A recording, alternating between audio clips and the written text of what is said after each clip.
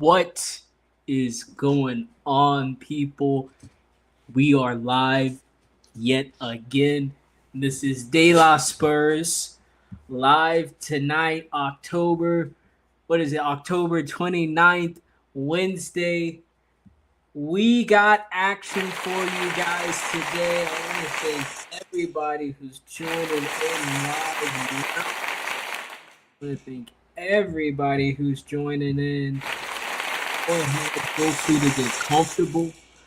We about to get live in a second. First, I just want to do my welcomes. Welcome to the show, man. As I said, this is De La Spurs Live. We're coming live to you tonight, this Wednesday. I set the stream for 6:30, but starting around 6:40. But again, welcome to the live. Welcome to the show. I want everybody to go ahead and take a moment right now, like and subscribe to the channel. Please like and subscribe to the channel. I would love it if you could go ahead and like and subscribe. Thank you. Keep clapping. That's such a great idea. If you would go ahead and like and subscribe to the channel, I'm going to start posting more. That way you guys have more updates live. I may just also just kind of post thinking about as far as like content and what I want to do. Go ahead and feel free to like this video, like this live stream, and then subscribe to the channel. I also have an X channel that's in the description as well. The link to the channel is in the description, so you can go ahead and check out. I've done some other practice live streams like the one I'm doing now. So, yeah, you'll be able to click those in. Anyway, but back to what I was saying. Welcome to the show, everybody. De La Spurs Live. We're gonna be going ahead and doing a review of today's game of Tottenham Hotspur against Newcastle United. We lost 2-0, so we'll be getting into everything. We'll be go ahead and talk about the starting 11. We'll talk about kind of what the tactics were. I'm not sort of any sort of tactician or any sort of manager, so I can't go too deep. But just kind of from what I saw, we'll head into that. We'll talk about the subs. We'll get into it live. We got plenty of topics, plenty of things to talk about. So please go ahead, get in the chat, make your opinion known. Let me know what you think. Tell me to shut up. You can say you agree, don't agree, yay, nay. You can talk about your day. I don't care. You can talk to somebody else that's in the chat if there's anybody else in the chat. But yeah, go ahead and head in the chat and let me know what you think about what we got going on and what we're talking about. Now listen, I guess we should dive right into it. I guess we should just go ahead and dive right into it. Let's go ahead and dive right into it. Newcastle versus Spurs. Now listen, we went away to a tough ground. I'd probably say one of the toughest grounds in England at Newcastle. At was St. James Park. Yeah, it's a tough away game. So we're gonna go ahead and just kind of dive right into the overview. Just kind of my initial thoughts at the beginning. So obviously disappointed with the loss. To be quite honest, I predicted we were going to lose 2-1. I thought we had a goal in us, but yet alas, my fears were correct. Our offense is just not firing right now at the moment. And I think when we had our set piece, our set piece specialist out in Kudus, and Mickey Van de Ven, we weren't able to capitalize on any set pieces either. So yeah, it was listen, I think it was a hard fought game. I think as far as going if you're just kind of looking at everything in general, I don't think we gave away too many chances. I think the issue was though midfield battle. I think we lost. We lost the midfield battle again. Something else I thought was of concern. But yeah, I just felt like there was too many times they were just playing right through us, through the midfield, and we couldn't stop their flow of passing. So that just made it tougher on that back line and that back four to defend when it felt like, you know, it almost seems like at every attack, at every whim, they can just go ahead and move into the final third with ease. Yeah, it makes it hard to defend. It makes you not want to necessarily play expansively if you're a defender. But I think all in all, a 2-0 loss. I think that's about what you would expect if you weren't doing or if you weren't shooting for a 2-1 loss. Probably a 2-0 loss. Yeah, yeah. Like I said, I'm glad we didn't go down 2-0 at half. That would have been that would have been definitely tough to watch and definitely tough to try to fight back from. I definitely felt like there was some fighting chances. There was some fighting spirit in the players. Obviously, you see some frustrations out there. I think you saw Jed Spence; he was looking pretty frustrated. Xavi Simons, he was also getting frustrated out there as well. I think that's just kind of on his general form, if anything. But yeah, I think there's some players that were frustrated. I think that second goal as well. I mean, Kinski, what is he doing? What is he doing? I mean, last season it looked like he was supposed to be the more stable, more calm goalkeeper that we had in the stable, but it looks like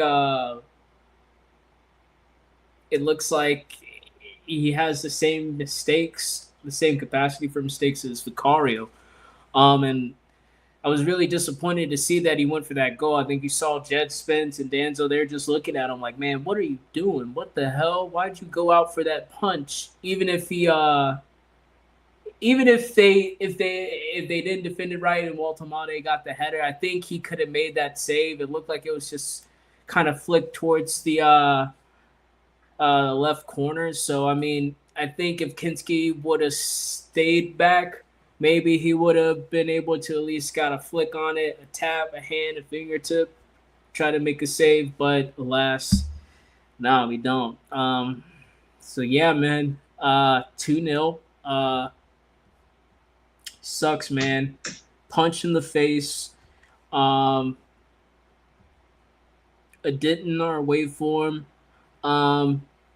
Shutout. We didn't get any goals. Yeah, I think ultimately, I think the players will be disappointed. They should be disappointed. I mean, the fans that went to the game, I feel for them. It's I don't live in England, but from what I've heard, that's a long ass drive. So I feel for them. They made that long ass drive and they got nothing for it. I guess we'll just go ahead and head into the points of the game. We're gonna go ahead and start with the starting lineup. Starting lineup. Let me see. I'm gonna do some research, and we're gonna go ahead and get this going. Give me 1 sec. Come on, please. Don't do that. Come on now. No. Please. Let me look this up. Hold on. I'm doing okay.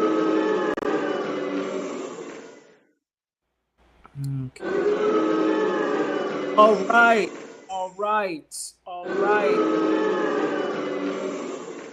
Okay, we got the starting lineup here. All right, starting lineup is Kinski in goal, obviously at fault for one of the goals.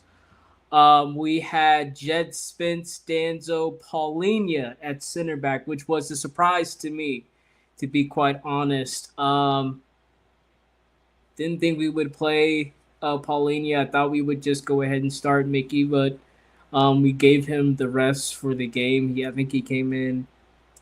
Uh, no, he didn't come in. Never mind. I mean, he was sitting on the bench. So, yeah, we had Poro out on the right as well, which was also a surprise. I think I said Adogi would play, but I think Adogi's hurt, so I think I mean there's no reason to even mention that. We had Sar Bentancur. Um,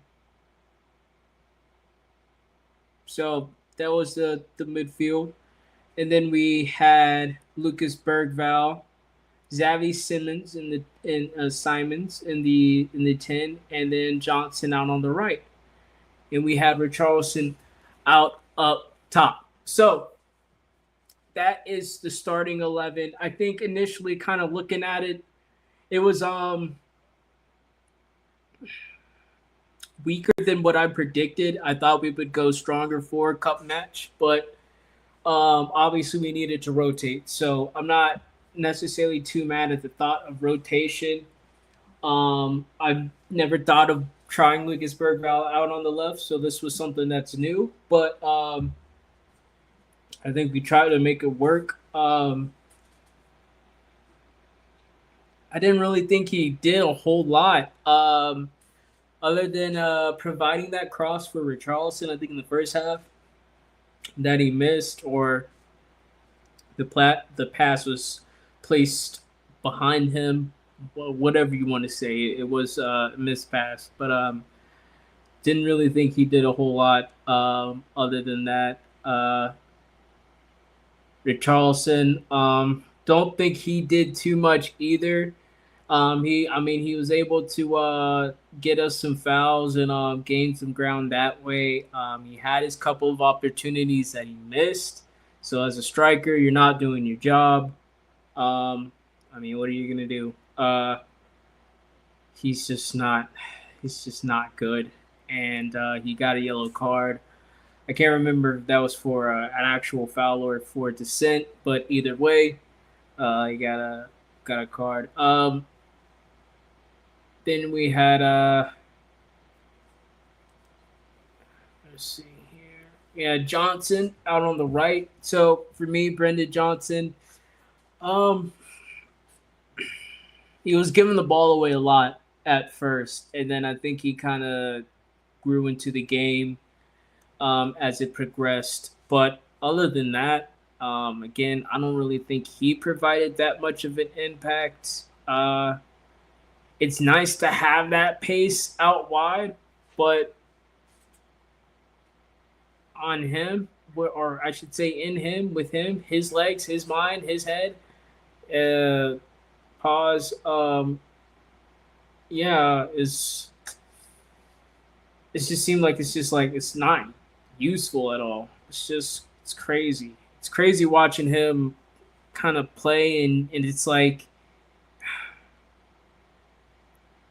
he tries to move like he has that tech and he doesn't. And it's apparent, it's obvious. He's either going, he just doesn't have any moves. He's just not slick at all. It's just drives me crazy. Hate hate watching this guy. But yeah, he didn't really do much. Got pulled off in the end. So what are you gonna do? What are you gonna do? What's the next topic we had?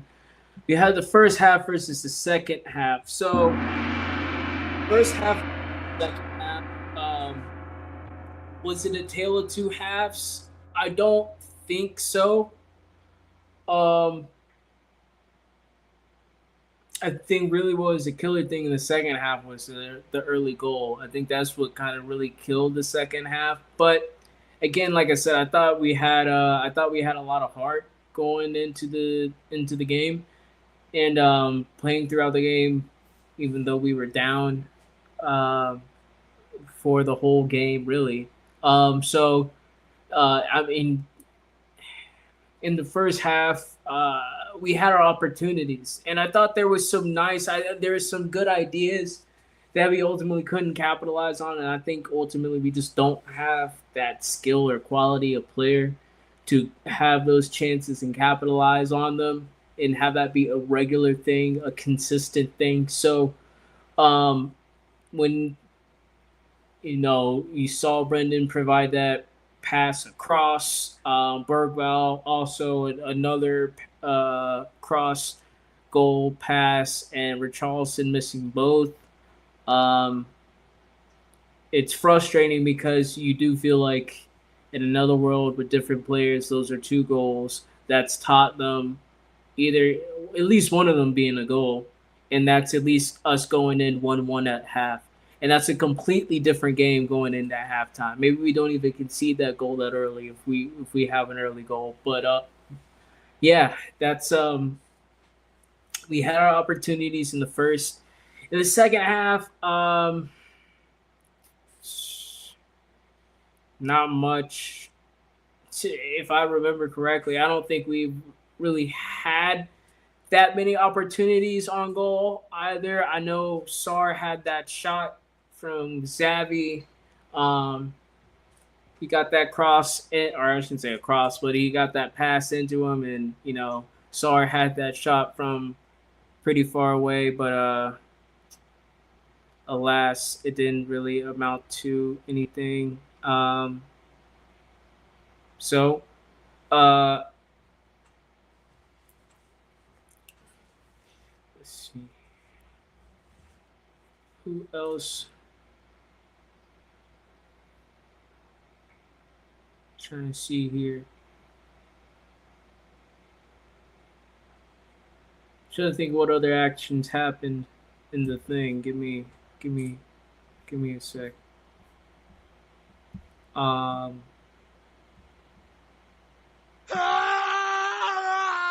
Oh, dude, I'm sorry. Just get. Oh, can I not just? No, I tried to. I tried to get. I tried to provide quality content by making sure you treat me. What I get? Not even paying me. I don't want your money. I don't need your money. All right, I'm perfectly fine. I am. I am doing this for free. I am doing this for free. Okay. This is good enough to. I'll make money. This.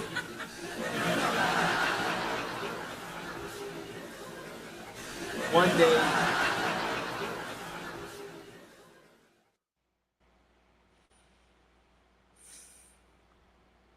Okay. All right. I just wanted to see what else happened in the half. I'm just pulling up some stats. So I'm sorry. But other than that SAR shot, to get back to what I was saying, other than that SAR shot, I don't think we had much in the second half. I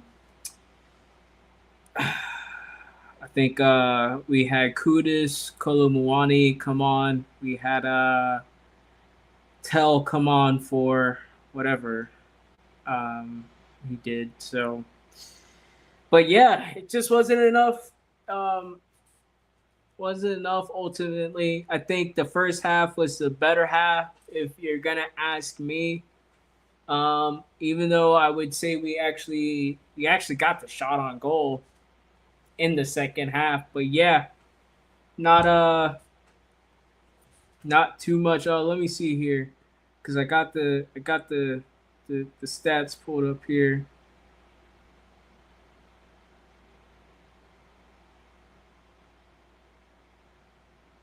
We end up having 6 shots on goal. or 6 shots on target. Let me say that. Um,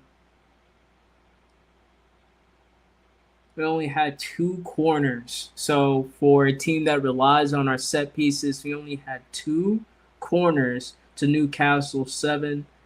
Um,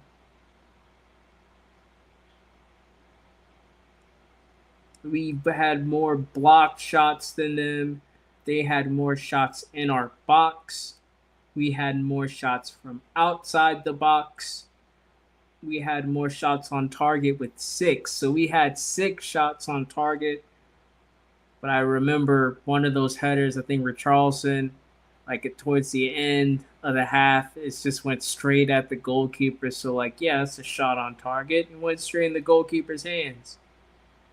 Playing catch with them. As far as our passing goes, we had the most passes with 440. Our long pass accuracy in our opponent's half was less. Our pass accuracy in our own half was less at 88% to their 93%. Total crosses, they had more at 26, and the crossing accuracy was higher. Long passes at 13%. But yeah, it just seems like from what you can see, and I don't think Newcastle or Eddie Howe play necessarily that much of a different game than us. I'm sure if Frank had Eddie Howe's squad, their game plans and how they would approach games wouldn't be all that much different, in my opinion. I think both managers want fast, dynamic wingers that can do something on the ball. If they can get in on their own, that's great. But yeah, dynamic wingers with some pace, skill that can put a move on, that can get a cross in. Um, you want to have a big striker that's decent in the build-up play, but ultimately is going to be in those goal-scoring positions and can put the ball in the back of the net. And from that midfield, you want to have someone who's the patroller, someone who's just running pretty much up and down the field, all around, just helping out essentially, whether it's with the defense, the build-up play, or maintaining possession in the opponent's half in the final third.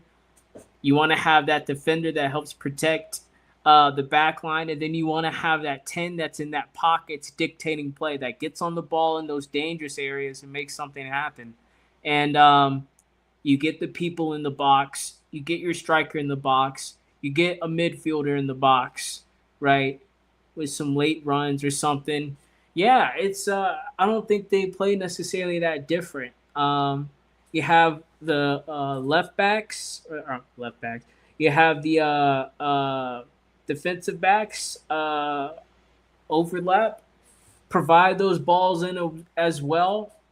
That way you can overload in the box. I don't think it's that much different than what Frank does or what we kind of see with Tottenham and Frank. I just think he just has Eddie Howe and Newcastle have a better squad, and I think you see that they didn't necessarily have to do as much as we did, and they did it at a better quality, at a better quality, higher level, more consistently throughout the game. And you saw it. I mean, through the midfield, the way they passed through the midfield, it was completely apparent that you just see the gap that gap in the quality. So for me, yeah, it is what it is. As far as the subs, we'll quickly touch on the subs. I didn't really think they did a whole lot. They didn't really change the game. To be quite honest, a criticism you can have for Frank today is that he could have made subs quicker. Um, I think having, I think we should have had Mwani play as the striker, and then, I mean, either keep Bergval out on the left because he kept Bergval out there for a little minute. So, um, or you go ahead and just insert Matisse Tell in. But yeah, I would have put Mwani at the striker, let Xavi sit in the 10 for a little bit longer, and let him try to work with Matisse Tell, Mwani, and Kudus all around him. That's probably as decent of enough attack as we could probably conjure up at that time. So I think, yeah, subs didn't do much that came on. Hold on, let me see. Who was on there? Hold on, just let me look. Okay, just need to do ridiculous with you people. Hold on, I didn't mean you people. Oh, come on. I did not mean it like that. That's not what I mean. Come on. Hey, stick with me here.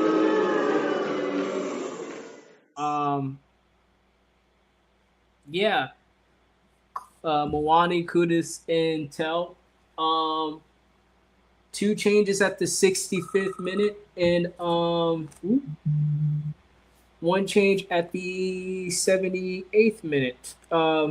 So didn't really have that much of an impact, and yeah, it's just with what we got in our squad, I'm not sure if we're going to be necessarily looking to our subs bench a whole lot to get a whole lot out of games. Understand supplying, some more energy to the team. Having players that have maybe different ideas, but as far as an uplift or impact coming off the bench, we just don't have that right now. So I think we're a little far from having that in our squad right now. So yeah, subs didn't really do too much for me.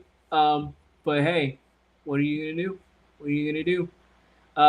Moving on next into this. Did Frank get it right? Well, I just mentioned before one of the criticisms I had tonight was that he could have made subs a little bit quicker. I think as soon as we went 2-0 down, you should have been looking to make some changes. I just thought Richarlison didn't really provide anything. He didn't really do much. So he could have been the first ones taken off, and you put Kolo Muani in. And I mean, yeah, like I said before, I think if you put Mwani in,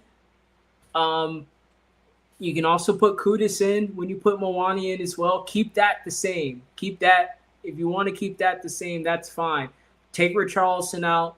Take Brendan Johnson out, Mwani and Kudus, so that you have Xavi, Kudus, Mwani, and Bergval. And then eventually, once Bergval got tired, put in Tell. And then if you wanted to switch out the 10, I don't even know if you would want to do that. But yeah, I just thought he could have made better subs sooner. And yeah, I think as far as tactically, I mean, like I said, I think there are some good ideas in the first half. I can see what we're trying to do. I think you can see the team kind of forming into those passing patterns or those thought patterns, or you can kind of see where, okay, when you get the ball out here, you look in this area. When this player has the ball, this is what he's going to do. This is what he's instructed to do. So I think as far as that, you can see Frank is kind of getting there, and that's settling in a little bit. But we lost, so that's one. We lost. Two, um, yeah, the subs I didn't really think helped the game. So I think ultimately you could say that yeah, Frank takes blame in this. Definitely takes blame in this. I thought he was I thought he was trying his best with the starting 11. So I'm not going to take too much away from him on that. But there probably also are some fans out there that said, "Hey, that starting 11 was BS." So um, yeah, they didn't like it. But ultimately, yeah, he's definitely culpable, and I think that his critics are definitely going to be out in mass, and they're definitely going to be calling some people out. But I think also as well today, interesting enough, I think he's seen the quality of player is low enough to where I think the players also take some blame because again, Richarlison had two chances on his own that he could have hit himself and he just missed. But from what I see on social media, which shouldn't take into account, that shouldn't be like your only view, but I do look, you know, on social media, YouTube, just to see what people say, and people do say that there is a crowd of Frank out, which is pause. That's that's crazy if you think about it. Frank out.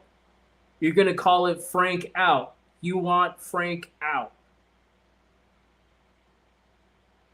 You want Tottenham's Frank out. Is that what you're telling me? You want Tottenham's Frank? Think about that. Tottenham's Frank out. You want Tottenham's Frank out. The Frank that they had, the Frank that they brought in not even too long ago. It's just warming up, getting used to things, just settling in. That Frank. You want to take that Frank out. You want that Frank out. What other Franks do you want out? Tell me, the people who want Frank out, tell me what other Franks do you like out? Do you want your friends Frank out? Do you like your dad's Frank out? Maybe when you're at the gym, you're looking at all the Frank in front of you, and you think that Frank out. So let me apply that to Tottenham. Come on, man, we can't have that. Can't have that. Can't have that. Listen, and I have no problem if you want Frank out. Everybody can have your opinion. It's your choice at the end of the day. Everybody should have that freedom of choice. But I'm saying let's not go crazy here with this. This dude just got in here, all right? Last season and in the season before, we were all saying we want a manager to come in and actually have more than 12 months here at the club. So why are we calling for this manager out already? Why don't we just give him time? Just give him time.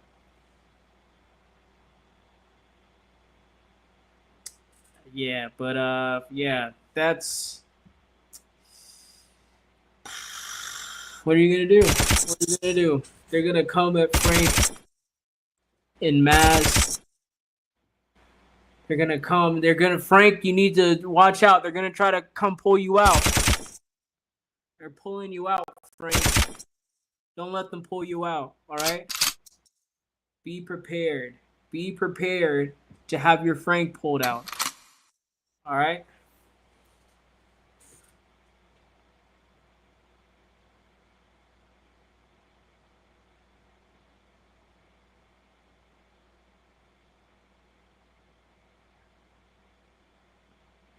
When you go to sleep at night, do you sleep with your Frank out? That's all I'm gonna say.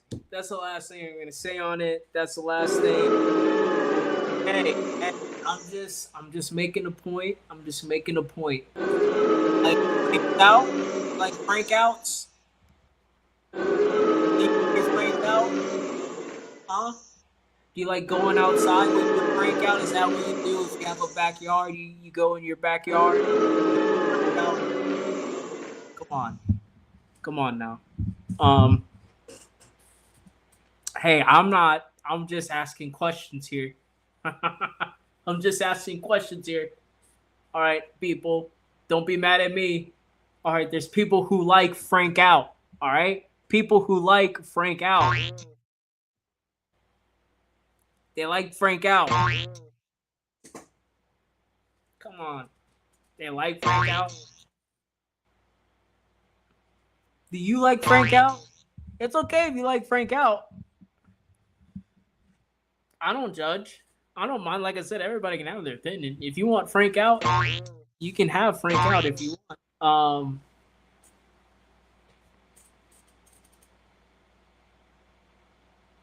Yeah, you want if you want Frank out, that's listen, I think that's a little harsh, but hey, you may live your life to the extreme like that, so I don't judge. I don't judge. Everybody deserves to have a right to life and to live. So if you like Frank out, then Frank out. Um yeah, yeah. But getting back to the topic of did he get this right? If he got this right, ultimately I say no because we lost. So he didn't get this right. He deserves some criticism with the subs as well. But when you have as much quality as we do, what do you expect, man? What are you asking of this team? I think from the fact that this is now in his tenure, I'm not sure of how many total games he's played, but I think this is like our third loss. This is like our third loss. Fourth loss. Third or fourth loss. I think it's our fourth because it was PSG, there was Bournemouth, Aston Villa, and now this. Yeah, so this is fourth loss. So it's fourth loss out of what we've played. Like, how many games have we played in the Premier League? Hold on, I'm gonna do some more. Hold up.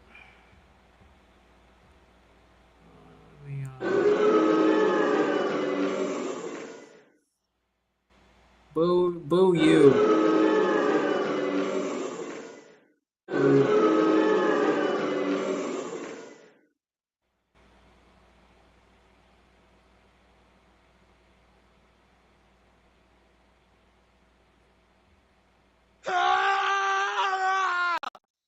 Okay. All right. Relax. Relax. All right. Get into it. I'm getting to it, man. Damn. Uh.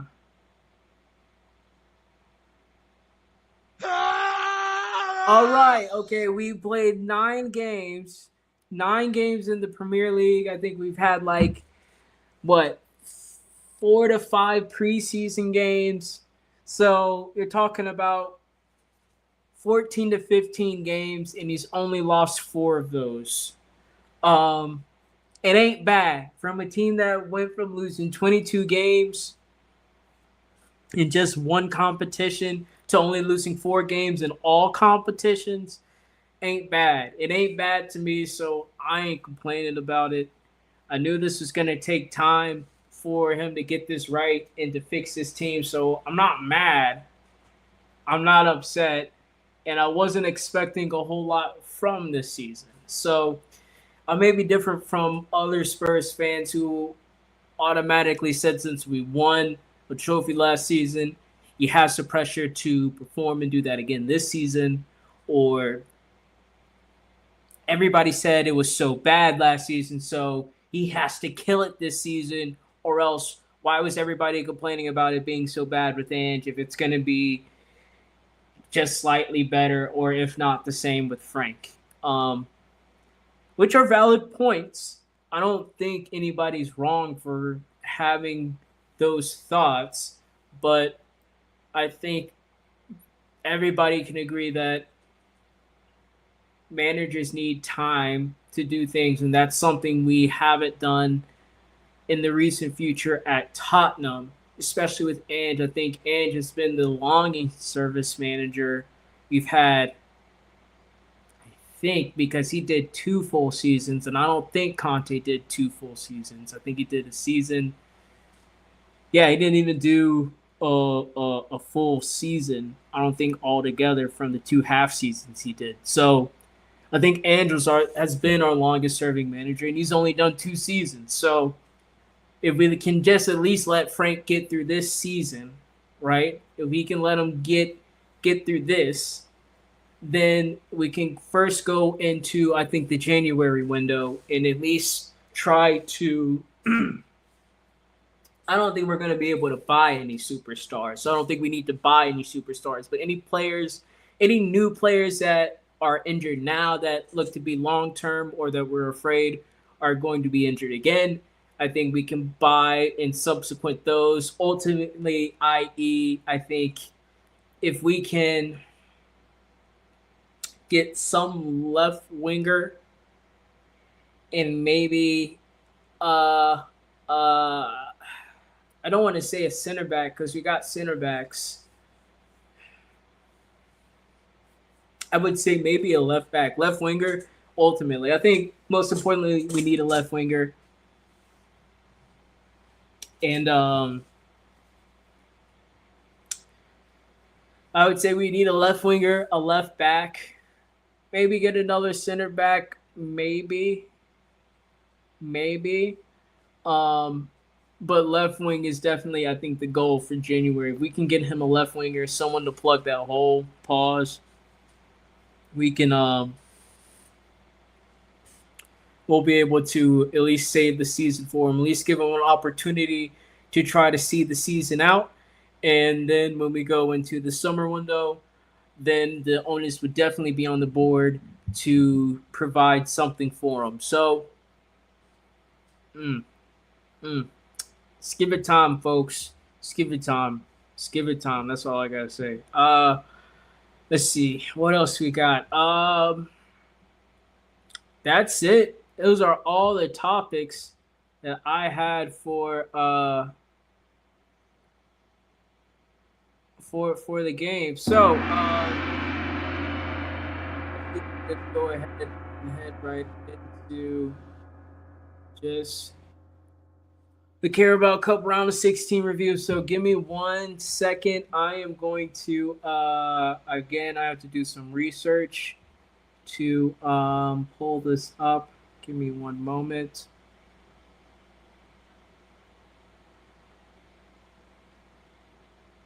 Hold on. Hold on. Hold on.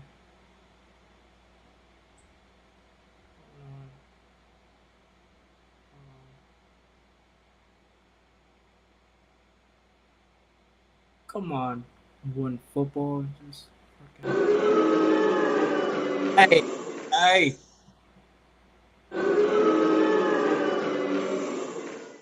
Please, for the love of God, please. All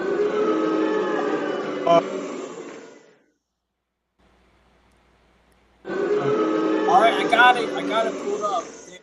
All right, round of 16. Okay, so we'll first start off with the games yesterday, just to kind of recap. Yesterday, we had Grimsby Town versus Brentford. Brentford won 5-0. So pretty easy game for Brentford, and they advance to the quarterfinals. You had Wycombe Wanderer. Wycombe Wanderer. I think it's Wycombe. Wycombe Wanderers versus Fulham. That game ended 1-1 and ended going into penalties immediately after. And Fulham won on penalties 5-4. and they advanced to the quarterfinals. So we had Brentford and Fulham have entered into the quarterfinals. So right now we have two mid-table Premier League teams in that quarterfinal. Next, you have Wrexham versus Cardiff City. Wrexham is for any Americans watching, Ryan Reynolds and was it David McElhaney? I forgot his first name. Dave McElhaney. They bought that club and they have that show where it's following the club throughout the season. It's almost like a Hard Knocks version for a soccer team, but not as good. Wrexham lost 1-2 to Cardiff City. So Cardiff City advanced to the quarterfinals as well. So you have two mid-table Premier League teams, and you have Cardiff City, which I honestly don't know what league they belong to. I don't even think that's in England. But I don't know where it is. It's weird. They have like 7 islands that are like technically England, but not. Let's move on to today's games. We'll just start from the top. We'll start off with the scum. Arsenal. They beat Brighton Hove Albion 2-0. So Arsenal advanced to the quarterfinals. We have Liverpool. To recap, we have Brentford, Fulham, Cardiff City, Arsenal.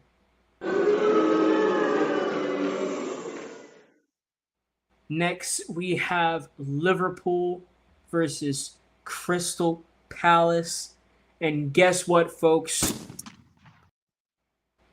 Liverpool lost. Unbelievable. Another loss. How could that possibly happen? Liverpool is going through it right now. It's just in mass chaos. I don't know what to say. They're in meltdown. I'm sure their fans are in meltdown. I'm sure they're probably asking the manager to be fired at this point. Crazy work. 3-0, and they were at home. This is what? This is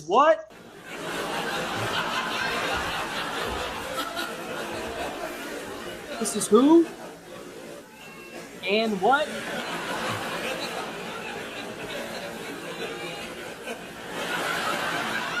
Something field. You never walk away. In what group? Are you alone? Unbelievable, folks. Unbelievable. So, Crystal Palace advanced. So, just to recap, now you have Brentford, Fulham, Cardiff City, Arsenal,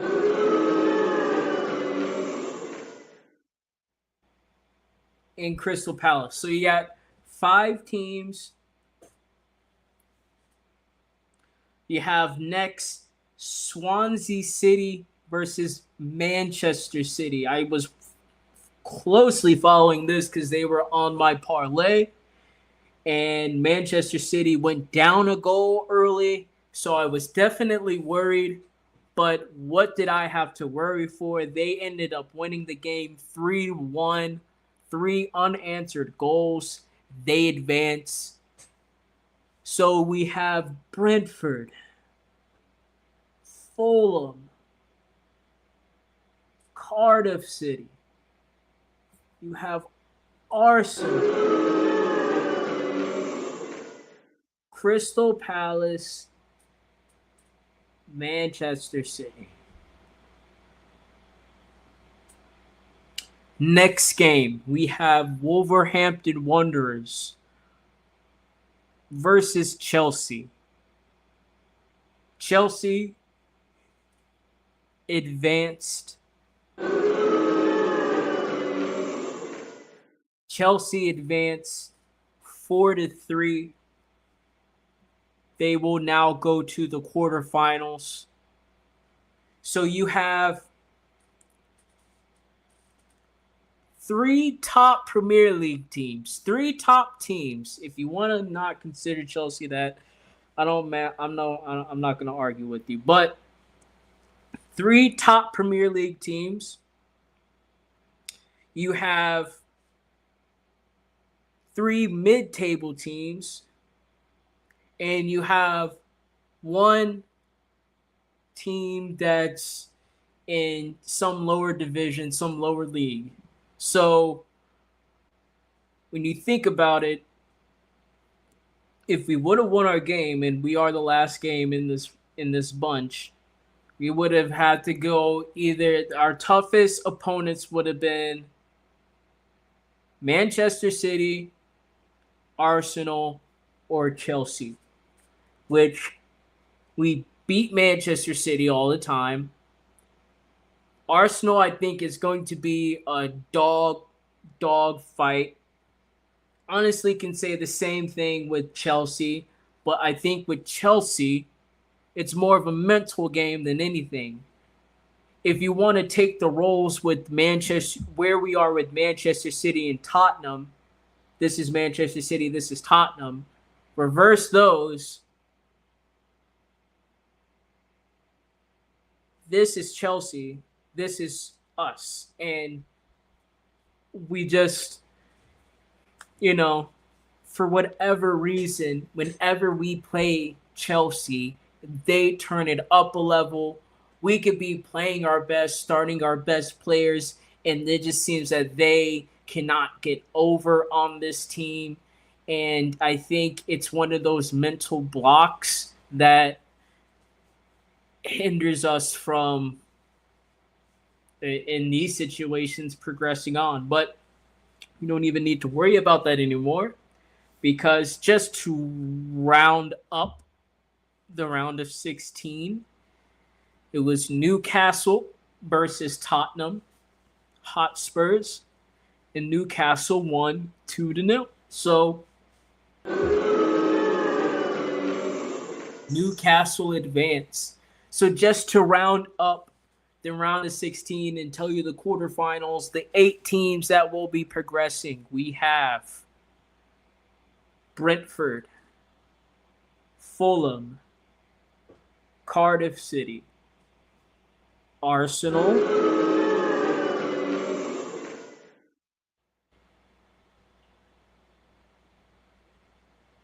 Crystal Palace, Man City, Chelsea, Newcastle. That's 8 teams. Now, I think they do a draw, and I'm not sure if they've done the draw yet. So I'm not sure who's playing who at this point in time. But I can guarantee you most teams are going to be dodging Man City, and most teams are going to be dodging Arsenal.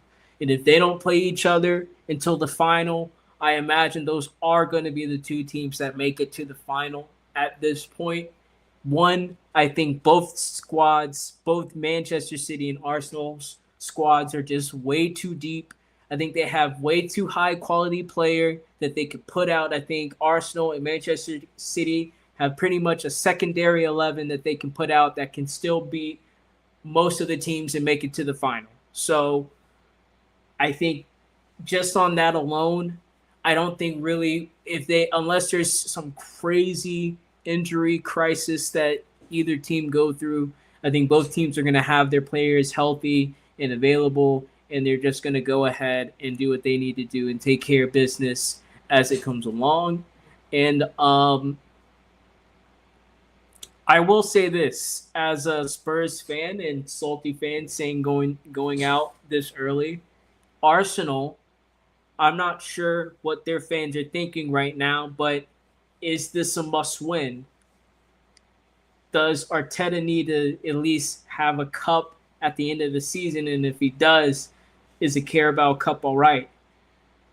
You can make the argument that Pep Guardiola with Manchester City won the Carabao Cup and that kind of kick-started the team to really focus and laser in on the Premier League or the Champions League or whatever other competitions they were in at the time. But are Arsenal fans going to be saying, if we're going to go this far, then we need to win it because we're good enough to win it? Or is it still the Premier League, the Champions League, or bust? And the FA Cup and the Carabao Cup, if he wins it individually, does that save his job? I imagine if he won both the FA Cup and Carabao Cup and they do a domestic double, I don't think Arsenal fans would be too vexed with that. I think they would still be upset that they didn't win the Premier League, especially with them having the whatever points league they have now. That would mean that they would have to blow it. So I'm sure their fans wouldn't be happy about that. But if they blew it but got a domestic double, I don't think they'd be too cross with that. I think they'd be happy that he got his trophies. I think it would definitely get the monkey off their back for that team, that squad winning a trophy and winning something. And yeah, I think it would just kickstart them to doing some bigger stuff. So I wonder what Arsenal fans are thinking right now. Let me know what you think if you're an Arsenal fan. I don't see any Arsenal fans in the chat now. Good. All right. Let's keep it that way. All right. No Arsenal fans here. You know what's going to happen. All right. I am not for play. You hear me? You hear me? You hear me? All right. So, here's also what I'll say. Let's see here. Sorry, I'm just getting these.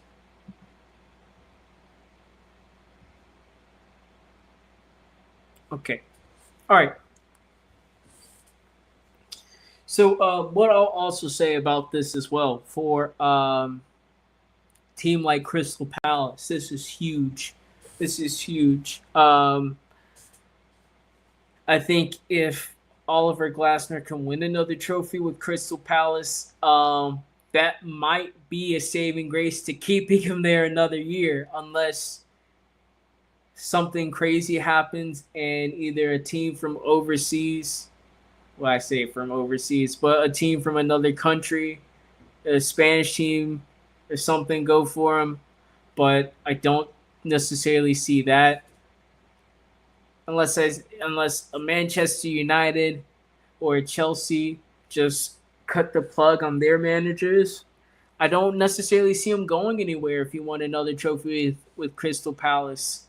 And I would think that would put all the more pressure on their ownership, just from what I've seen, which has kind of been a little bit sketchy.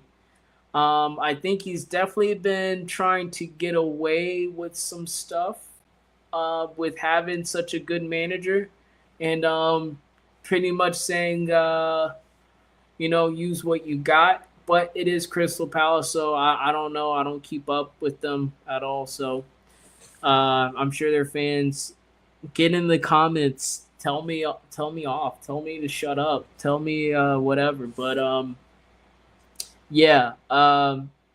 Just from what the comments I've seen him made, he wasn't necessarily too happy with what the transfer window was providing him, and how the ownership was kind of handling things. So, if he wins another trophy, maybe that will kind of settle the ship, and maybe the ownership will be able to right some wrongs and be able to keep him. lastly, let me see for who else. I think for Brentford getting to the quarterfinal is also pretty big. For losing Frank, pretty much I think it was their set piece coach that they put into place. Right now, Brentford look like a solid team. I don't think any team wants to have Brentford play Brentford home or away. They look like they're sharp. They look like they're defensively strong. It looks like they got a game plan. It looks like they're continuing on without Frank and that they're not looking back. And I think that might frighten some teams. I think some teams may have underestimated them. But yeah, man, they're looking solid. So I think this is a great result for them. Who else? Who else in that 8? I think that's about it. Um, Chelsea. I'm sure Chelsea are gonna want to win something. Uh, just that's just the club they are. They just want to win trophies. So I'm sure if they're in it, they're gonna want to win it, and it's gonna be up to Maresca to figure it the f out. If he doesn't, he knows what time it is. You know, it's game time. It's go time with that fan base. So he'll just have to figure that out himself. Um, yeah, I think that's about it. I didn't want to talk about the losers, Liverpool, but they lost another game. Lost again. I'm not sure what their fan base wants. I'm not sure where they go from here. This skid is looking crazier and crazier by the second, and by the game, and um a lot of people will say it's premature to think about Arne Slot out. He won them the Premier League last season. Just give him time to figure this out. And I'm also in that camp. I don't think it's good to be reactionary like that and just cut him off. But that is the nature of big teams. That is the nature of performing at the highest level. Um, I can't argue if the ownership do want to get rid of him at the end of the day. I don't say they should, but like I said, that is the nature of the beast with teams that big that play that game. You gotta win me something every season. And if you're not winning me anything, what are you doing for me now? What's the football look like? How are the players? What's the fans' temperament? Are we building towards something? What is your recruitment like? Do we have great players on the squad? So look, they spent a lot. They spent damn near half a billion on that in the summer for Arne Slot. I think you could say that the squad is not balanced. I think it's way too offensively heavy. It's way too top heavy. I don't think they've addressed the defense enough, and I think that's horrible planning on them. Horrible planning on Liverpool's part. If you're gonna spend 450 million, and you have Kunate being drawn away by Real Madrid eyes, you had Virgil van Dijk, even though he wants to sign an extension and he stays, he's been your pillar. You know that his level is gonna be dropping off. It just has to with age. That's just what happens.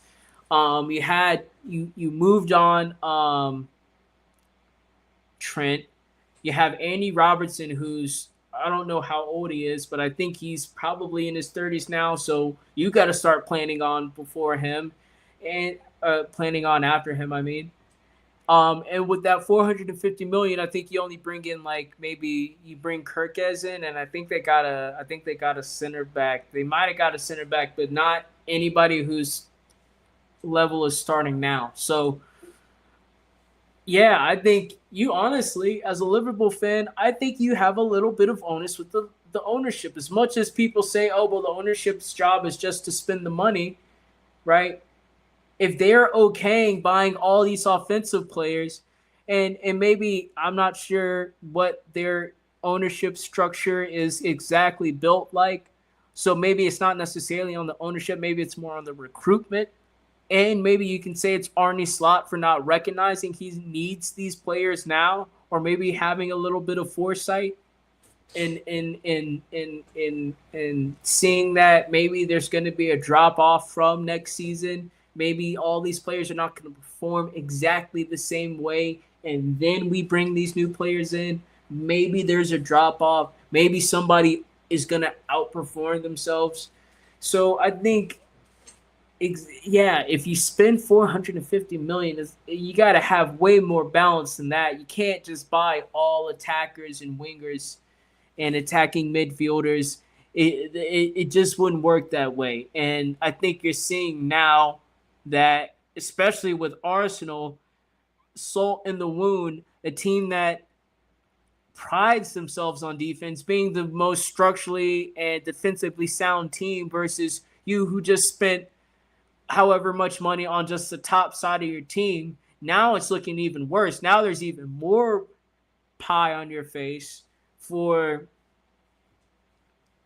spending that much money and then not worrying about the defense. And I'm sure your ownership is saying, we just spent almost $500 million. We're not ready to go in and spend another close to $500 million just on the defensive end, because I'm sure you're going to want at least two top quality center backs that come in and replace Van Dijk and Konate right off the bat. You want two superstars like them to come in, and then you maybe want two more center backs that are close to them but maybe not get the starting position. You probably want another right back that was like Trent, that's offensively great on the ball.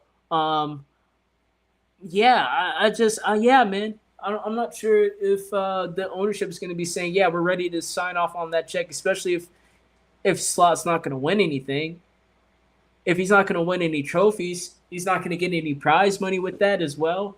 Yeah, they're going to be saying you're going to have to make do with what you have. And if you didn't get what you needed, then that's on you, buddy. So, yeah, man, it's crazy times at Liverpool. Crazy times at Liverpool. They're going to have to figure out something and something soon. Because if they're going to do what they say they want to do, and that's challenge for the league, Arsenal's running away with this.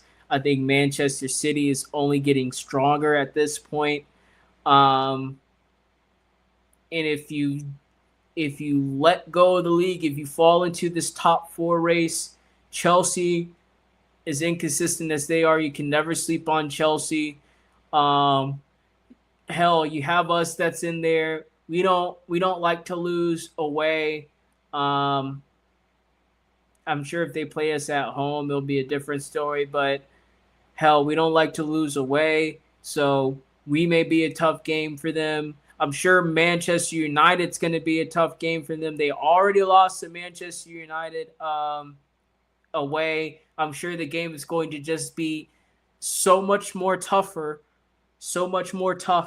at Manchester United. So that's not going to be any easier. It's not going to get any easier. So, and that's the mad part about it for Liverpool. It's not going to get easier from here. The competitions are only going to get more strict, more cutthroat. You're going to have more pressure on you, and other teams are going to revel in that, and it's just going to make it even that much worse. So yeah, man, Arne Slot is getting a lesson on being a manager at the top level. He thought it was sweet coming into this Liverpool team.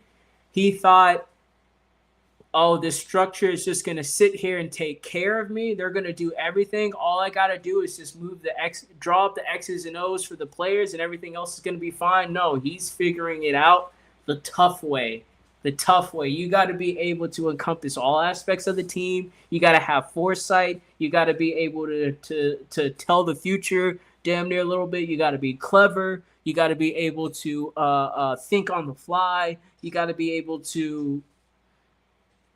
You gotta be a little bit of you gotta be cunning. You gotta have a lot to you to be a manager in this league and to be dominant and to deliver for the top teams. It's not easy.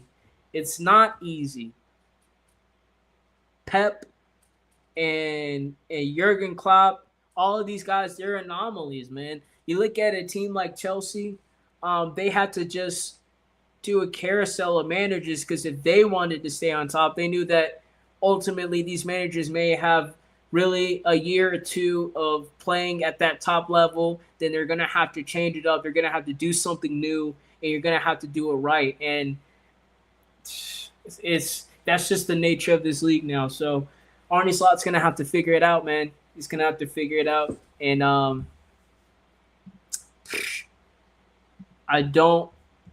Well, I do envy him. He's getting paid millions of dollars. So let me not say that. Hell, that's a good situation. You know what? I wish I could go to head scratching in my head, go to bed scratching my head. Oh, who starts? Ekitike or Isaac? Who am I gonna play? Hmm. Hmm. Who's gonna be on my team? Hmm. Are you kidding me? But yeah.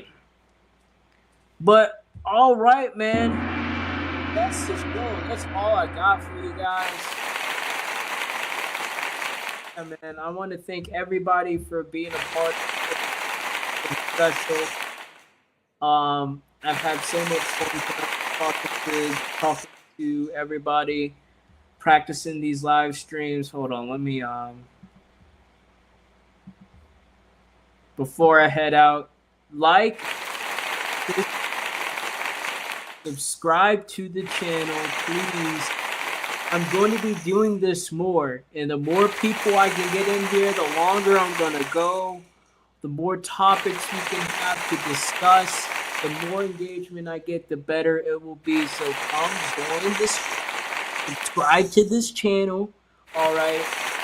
Like this live stream, like the other live streams. You can also follow me on X. Can talk to me on X. You can blow up my phone. You can tweet at me with all the angry stuff. You can say all my opinions are stupid. Whatever you want to do, go ahead and get that going. We are, I'm telling you, you're part of something great.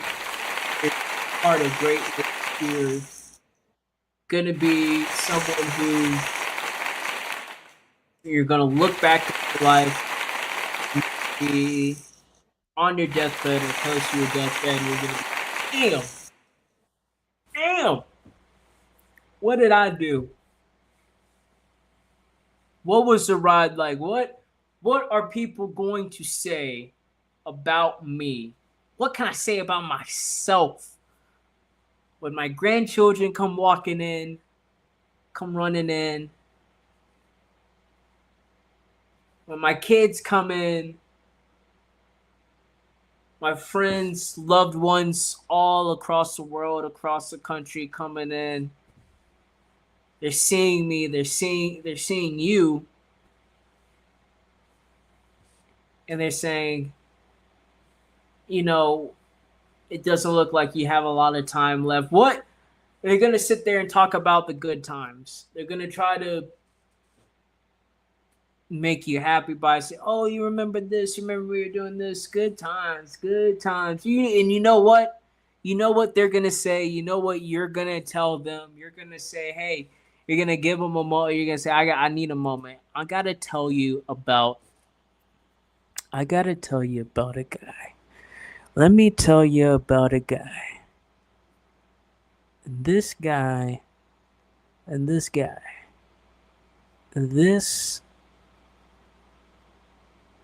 He's on the YouTube, the whole, the thing that everybody watches now on TV, YouTube.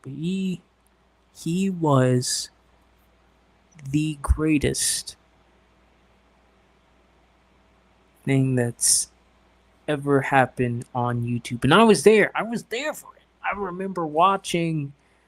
remember October 29th coming into that live stream, and he was talking about Newcastle versus Spurs. And I remember, damn,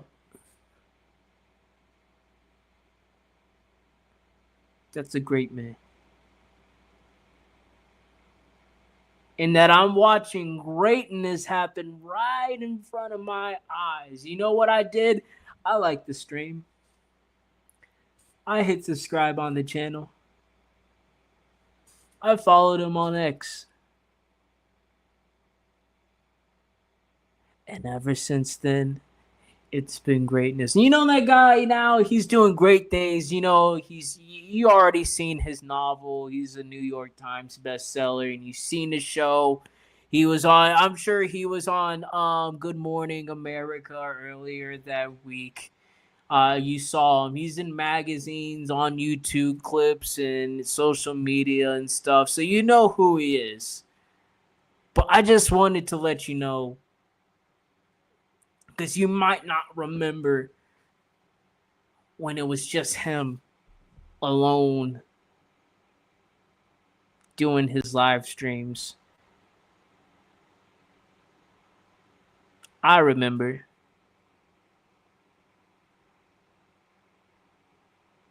I remember.